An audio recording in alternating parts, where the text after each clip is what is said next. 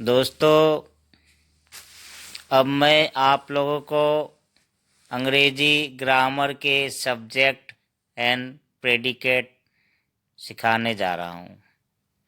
तो दोस्तों, जैसे कि अंग्रेजी सेंटेंसेस में जो काम को करता है या जिसके द्वारा काम को किया जाता है, अर्थात कर्ता जो कर रहा है, जिसके द्वारा हो रहा है, उसे सब्जेक्ट कहा जाता है दोस्तों।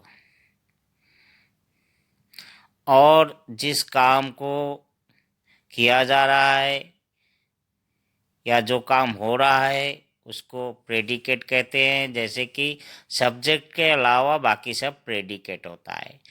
जैसे कोई सेंटेंस हो, उसमें सब्जेक्ट के अलावा बाकी सब प्रेडिकेट होता है। तो दोस्तों, सब्जेक्ट और प्रेडिकेट समझ गए। जैसे एग्जाम्पल के तौर पे हम उदाहरण के तौर पे लेते हैं, जैसे कि राम किताब पढ़ता है।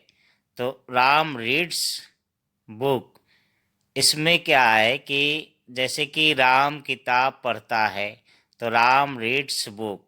इस सेंटेंस में राम होगा सब्जेक्ट, अर्थात राम को हम सब्जेक्ट कहेंगे क्योंकि ये काम राम कर रहा है, तो राम के द्वारा हो रहा है, तो इसे सब्जेक्ट राम को ही कहेंगे हम सब।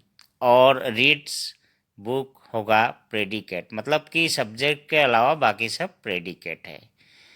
किसी भी सेंटेंस में क्या होता है कि दोस्तों, किसी भी सेंटेंस में सब्जेक्ट अर्थात कर्ता को छोड़कर बाकी सब प्रेडिकेट होता है। किसी भी सेंटेंस में कर्ता को छोड़ के अर्थात सब्जेक्ट को छोड़ के बाकी सब प्रेडिकेट होता है।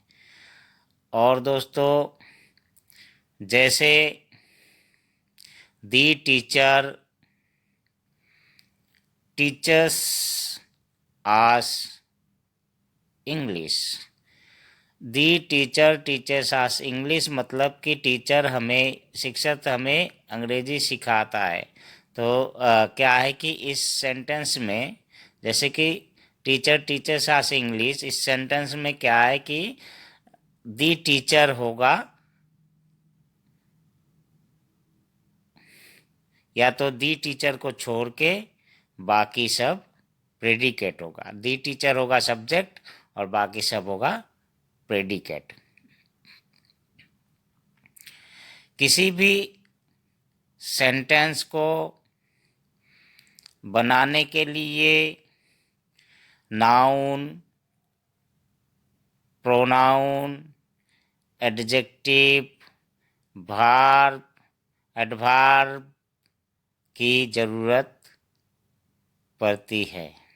तो क्या है कि दोस्तों, नाउन, प्रोनाउन, वर्ब, एडवर्ब ये सब ज़रूरत होता है सेंटेंस में। तो नाउन का मतलब होता है नाम। अंग्रेजी में नाम को ही नाउन कहा जाता है। प्रोनाउन मतलब सर्वनाम। नाउन की जगह पर या नाउन के विकल्प में हम जो वर्ड लेंगे या यूज़ करेंगे उसको प्रोनाउन कहते हैं। जैसे कि नाउन एंड प्रोनाउन। नाउन होता है नाम, प्रोनाउन होता है नाम के जगह हम जो वर्ड यूज़ करेंगे उसको प्रोनाउन। जैसे कि Raghav plays ball. Raghav ball खेलता है।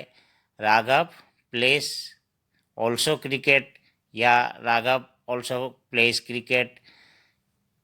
जैसे कि एक ही सेंटेंस में बार बार एक ही व्यक्ति के नाम बोलने में सेंटेंस को सुनने में अच्छा नहीं लगता। तो दोस्तों, इसीलिए हम प्रोनाउन का यूज करते हैं।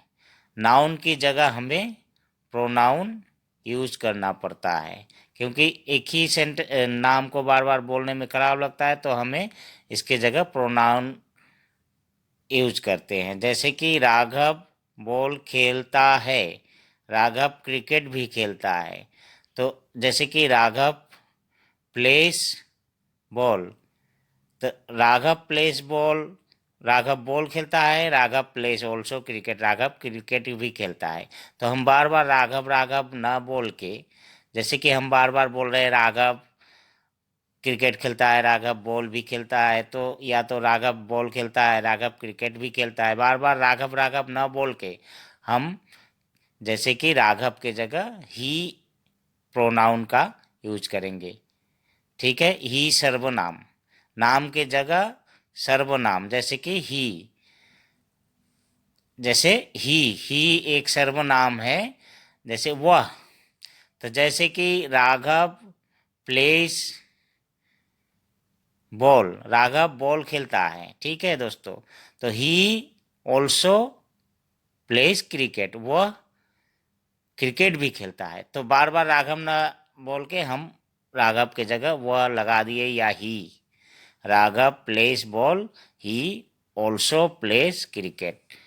राघव बॉल खेलता है और वह क्रिकेट भी खेलता है। तो बार बार राघव ना बोल के हम राघव के जगह वह यूज कर रहे हैं। तो दोस्तों इसी को कहते हैं जैसे कि प्रोनाउन।